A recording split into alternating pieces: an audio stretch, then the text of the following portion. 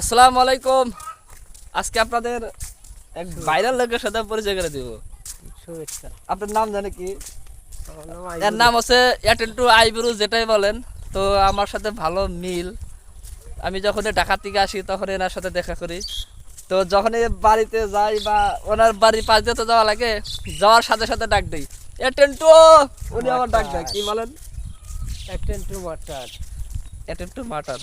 আচ্ছা, আপনার এখন দিনকাল কেমন চলতেছে? দিনকালে যে গামার গাছের নাগলাও চলে, হেমল গাছের নাগলাও চলে। হেমল গাছের মতো কি আবার? হেমল গাছের নাগলা লম্বা, আর গামার গাছ কি? গামার গাছ হইলে গোড়া, কাঠল গাছ হইলে পাতা।